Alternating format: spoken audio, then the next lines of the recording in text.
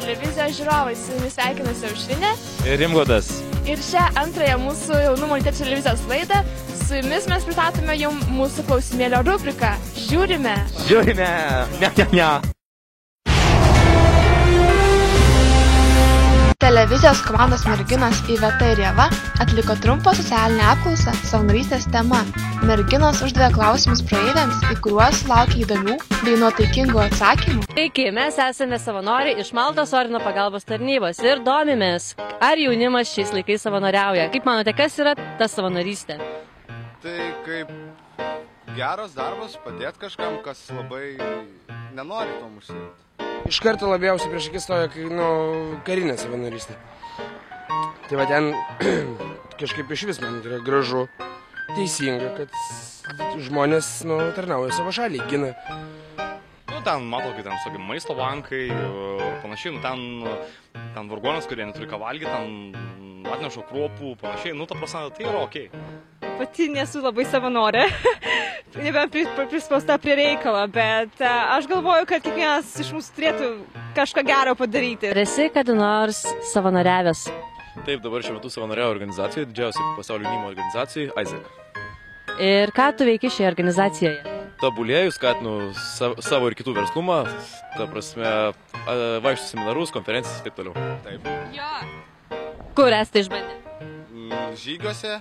Esu išbandžiusi, pusę metų savanoriavau Kaukaze, Gruzijoje, Azerbaidžane, Armėnijoje. Ir po to dabar, ką tik grįžau iš Afrikos, turėjom 4 mėnesių kelionę.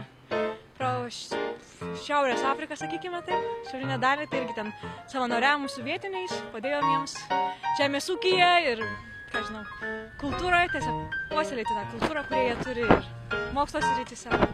Savanoriavimas nebent buvo kaip mokyklai, kai tiesiog įdavom rinkti šiukšles, prie upelio ir panašiai. Savanoriavęs, taip, oficialiai ne. Aš tai Raudonajam kryžiui dalinau skrajutės, bet buvo labai blogai, nes niekas neėmė. Tai po to nebedalinau. Ir nebandėjai kitokių savanorystės būdų? Neprisimenu dabar. Savo studijų specialybei, psichologiją studijuoju, tai psichologijos studentų asociacijai ir studentų savybei savo universitete. Tai jau visi metai ir labai patinka, tiesiog negalvoju apie jokį atlygį.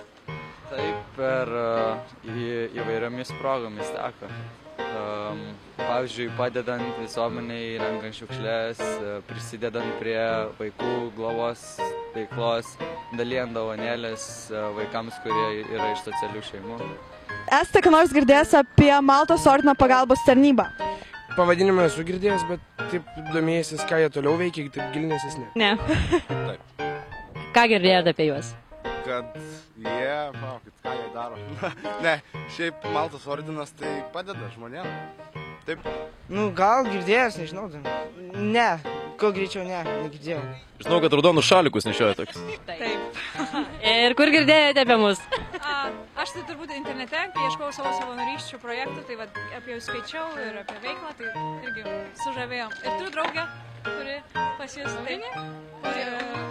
Aurelija Baltikauskaitė. Linkėjimai Aurelijai! Ar norėtumėt pabandyti? Į kariuomenę taip. Yra noras, bet tingisi.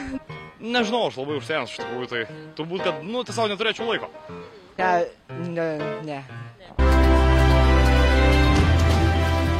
Puikus reportažas, Aušrinė, ar tau patiko?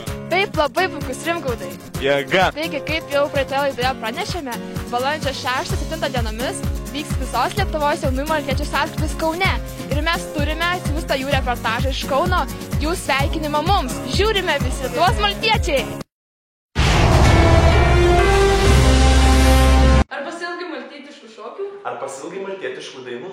Ar pasiilgai maltietiškų apsikabinimų? Ar pasiilgai maltiečių veidų? Kviečiame visus į 17 jaunųjų maltiečių sąskrydį, kuris vyks balandžio 6-7 dienomis Kaune. Ir ačiū visiems susiregistravusiems. Mes turime džiugę žinią. Registracija pratęsiama.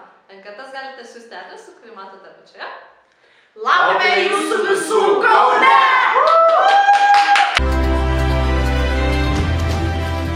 Taigi, šios dienos laidą jau ir baigiame ir mes jums su Aušrine norėtume pasakyti Ate!